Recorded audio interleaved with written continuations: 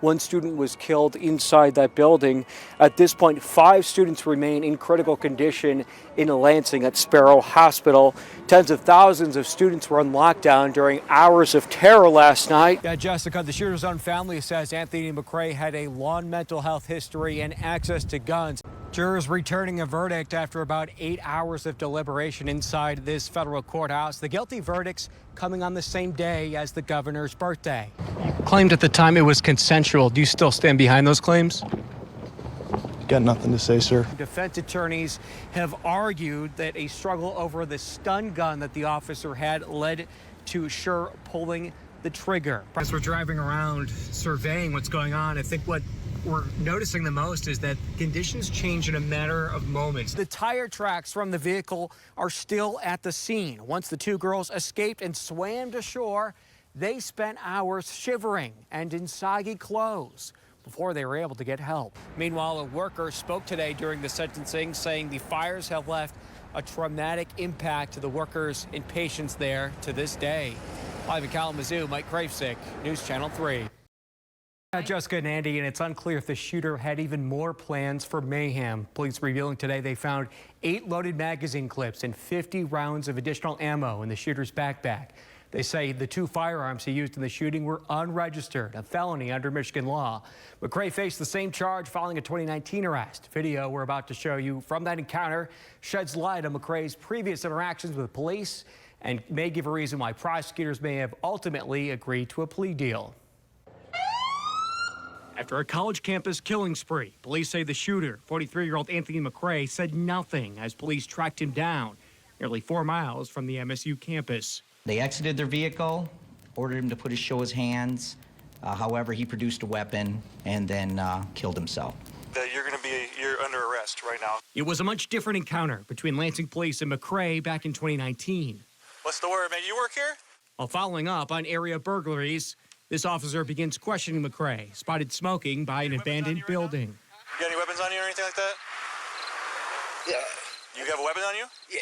What do you have? 380. 380?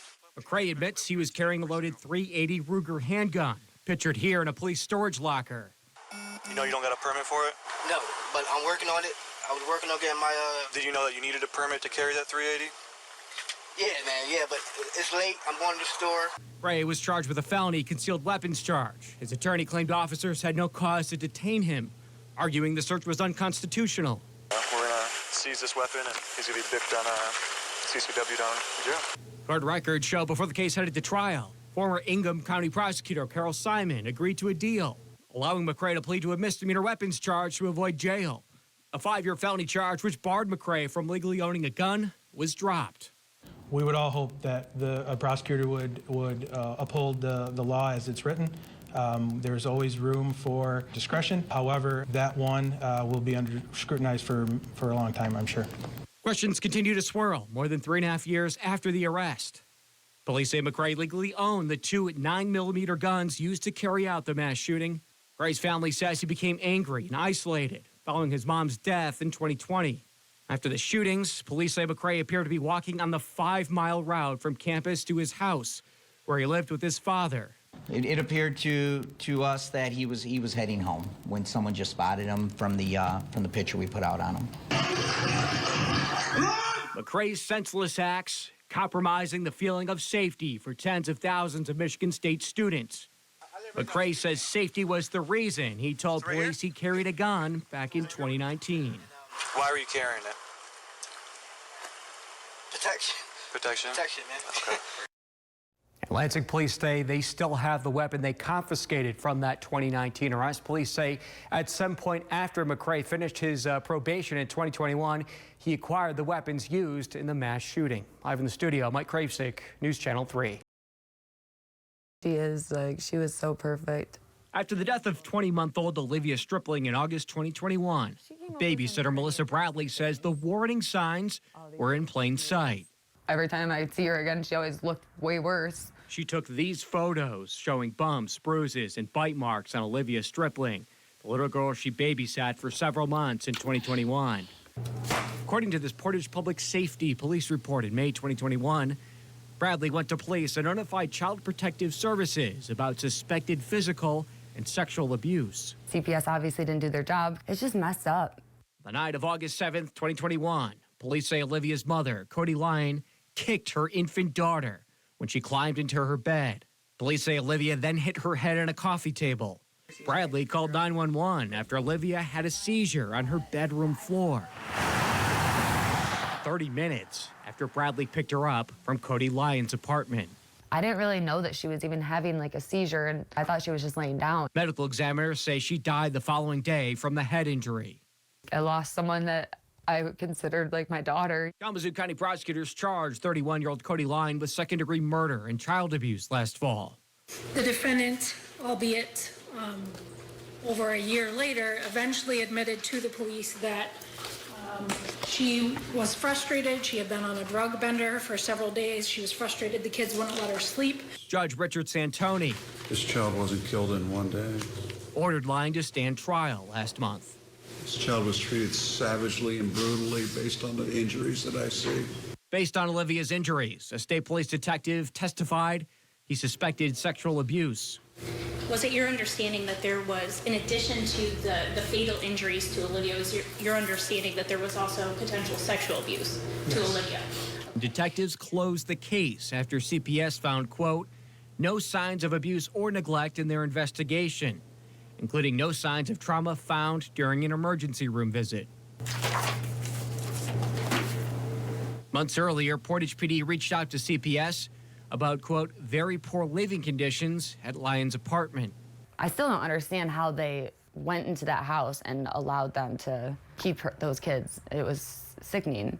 State police records show Cody Lyon previously had 3 children removed from her care. This memo from CPS to police confirms investigators sustained abuse and neglect allegations from a 2017 arrest. Police said Lyon had meth and other drugs in the same home with her 3 kids. We wanted to ask the Michigan Department of Health and Human Services, which oversees CPS, about why it took apparent action to remove Lyons' children in 2017, but not 4 years later when additional allegations surfaced. An agency spokesperson declining our request, saying that by law the department can't release any records due to confidentiality. He says the decades-old state law was designed to protect victims from having additional trauma if details of their cases were made public. This has been an ongoing problem. Republican State Senator Jim Runstad wants to revamp laws preventing the state health department from releasing CPS records. Runstad says more transparency into CPS is needed after the death of 5-year-old Ethan Belcher. Police say he was tortured and beaten by his mother and stepfather. The Detroit area couple is now charged with murder. It sounds to me, from everything I've heard, is a complete failure from CPS's side. Was it the caseworkers? Was it the supervisors? Was it the whole system? Ultimately, the system failed these babies. Ethan's aunts, Ashley Belcher and Candace Rush, say they pleaded with CPS investigators for years to take action. And these children are sent back to these homes, and ultimately, they lose their lives at the hands of these monsters. A 2018 Office of the Auditor General report calls Child Protective Services, quote, deficient. The audit revealed investigators failed to complete investigations in required timeframes, had incomplete background checks, and didn't accurately assess a child's risk of harm. According to a random audit of cases in that report, CPS investigators failed to submit petitions to courts to remove children 10% of the time in cases where the level of abuse required investigators to file removal petitions with courts. MDHHS says it agreed with the OAG's findings.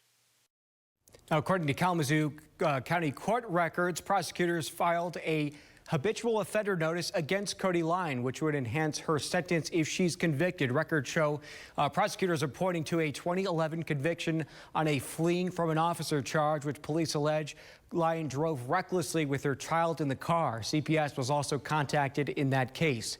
A spokesperson for the state health department says they'll continue to work with stakeholders on child abuse prevention services and that the department strives to be as transparent as the law allows. Live in the studio, Mike Krfcik, News Channel 3. Is showing up, Mike, to keep a closer eye on Olsen tonight.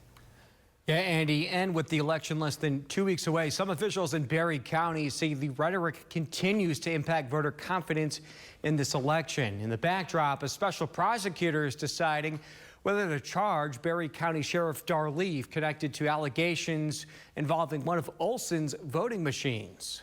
These will be sealed with a recorded numbered seal until the end of election night. Onlookers and voters began appearing at the Irvin Township Hall today. There's been a lot of questions in recent years, in recent elections, so the best way to do that is come and look. Is every mail-in compared with the computer? They're taking a closer look at Township Clerk Sharon Olson and her public accuracy test mandated by law before elections. Olson says her Dominion voting tabulator scored perfectly today. I've never had anything other than 100% on this accuracy test. Despite that, the township clerk has touted unproven claims about Dominion machines, including at last night's Berry County Board meeting. But it's not impossible to find for anybody who actually wants to look. Olson's lawsuit has called for the decertification of Michigan's 2020 election results, with unproven allegations tied to voting machine irregularities. The Berry County voters, the Irving Township voters, should they have any concerns about how the election will be run, the accuracy? I think the message is that anywhere these machines are used, we have a concern, and there's a reason for that. A special prosecutor is now deciding whether to bring charges against Berry County Sheriff Darleaf, AG candidate Matt DePerno, and 7 other backers of President Trump, who are all accused of conspiring to illegally access voting equipment. Despite a year-and-a-half-long investigation, Sheriff Leaf says he has no plans to slow down. So we've had whistleblowers come up who were actually working in Venezuela. One of the things they did in Venezuela, excuse me. State police say one of the 5 tabulators seized came from Irving Township in early 2021. He regret handing that over to his investigators. I'm not going to comment on the investigation. Berry County prosecutor Julie Knackford Pratt says enough is enough. Republican prosecutor says she's denied 3 warrants for charges filed by Darleaf due to lack of evidence. There is no evidence of wide voter fraud in this county. There just isn't that I can see. And it's been a year and a half. If there is, prove it. Olson is not facing charges, but the Michigan Secretary of State's office now requires her and other Michigan clerks to report each month if their voting machines are safeguarded. An agency spokesperson says Olson is complying right now, but if she doesn't, she could be stripped of her power to run local elections. Live in the studio, Mike Krfcik, News Channel 3.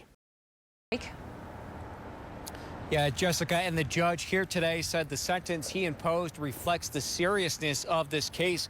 Prosecutors say what's been more puzzling all along is that this suspect had no criminal history and he comes from a good family and has 2 children, yet he still decided to plan and carry out this crime. Federal prosecutors say today's outcome sends a strong signal for the rule of law. Today was an important moment, a moment of accountability for what was really a senseless act of violence. Joshua Brereton sentenced to a statutory 5-year minimum prison sentence today.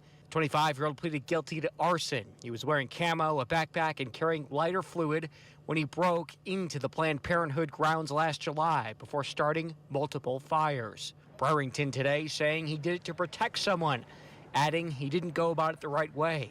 He says, quote, "I love God, family, and my country, and didn't mean to cause a headache." Federal prosecutors say his actions put lives in danger, including the more than 24 patients and workers inside the facility at the time. Is this something you ever thought he would do? No, God, no. No, he helped everyone. He was kind and good. Anybody needs something, Joshua was there for him. Brereton, a father of 2 young children and devout Catholic, was greeted today by family and his fellow church members. Are you excited overall today, or? Yeah, and God's got this. I feel sorry for his children. Prosecutors say he encouraged others to commit similar acts by advancing his views on abortion through his YouTube page. Step out of your comfort zone. Lend a hand. Change society from the inside out. Ultimately, he acted alone. The FBI says it's investigating an increase of attacks of abortion and reproductive health clinics, including a recent spat in Illinois. The FBI says those threats have increased since the Supreme Court decision to overturn Roe v. Wade leaked in June. Brereton carried out his crime weeks later. Are you afraid of copycats? You know, I think we've seen an increasing number of cases in what we would call political violence, where people are resorting to violence to try to handle the disputes they have. In America, that's not how we do it. Brereton will serve 2 years probation after he's released from prison. He'll also be forced to pay restitution, including more than $30,000 of damage he caused at Planned Parenthood. Meanwhile, a worker spoke today during the sentencing, saying the fires have left a traumatic impact to the workers and patients there to this day. Live in Kalamazoo, Mike Krfcik, News Channel. News Channel 3's Mike Krfcik spoke to authorities tonight and to the neighbor who helped these little girls get help. Ottawa County deputies are still trying to figure out how the Nissan Rogue ended up in near freezing waters here in Lake Macatawa. You could still see the tire tracks from the vehicle are still at the scene. Once the two girls escaped and swam to shore, they spent hours shivering and in soggy clothes before they were able to get help. I think that they were just really in shock. The 8 and 10-year-old sisters in shock and soaking wet when they arrived on Kevin McLeod's doorstep after he woke up Sunday morning. I came out and I opened my porch door, and there's this shivering little girl, super red face, with just one shoe on and a barefoot. Deputies say the girls were looking for help all night, even sleeping on this nearby porch before they found the Park Township homeowner. She starts telling me that her and her sister have been out all night. Somehow they were with their dad and they ended up in the lake. Deputies say around 2 a.m., their father's SUV ended up in the water. It took the Ottawa County dive team about an hour before they pulled the body of 52-year-old John Dowler, who was still inside the vehicle at the bottom of Lake Macatawa, around 100 feet from shore. Investigators say the two girls managed to escape out the vehicle's rear hatch. We're still trying to figure out how the hatch opened. Did the father assist in that? That's stuff we don't know at this point. Lieutenant Eric Westphier says foul play is not suspected. They say the Otsego father was driving along Jennison Avenue, a side road that leads straight into the lake. The crash is still under investigation. Are these girls lucky to be alive? They're extremely lucky to be alive. You could see that the perseverance was there. They managed to get themselves out of that vehicle. They swam to shore. They spent 7 hours out in the cold after being soaking wet, and then were able to find a house that had somebody in it for help the next morning. It's incredible. Although homes and summer cottages line this lake, many residents don't live here during the winter. Detectives say that made it even more difficult for these girls to find anyone home to help them. The girls were treated and released after being at a local hospital for several hours Sunday. Reporting outside of Holland, I'm Mike Krfcik.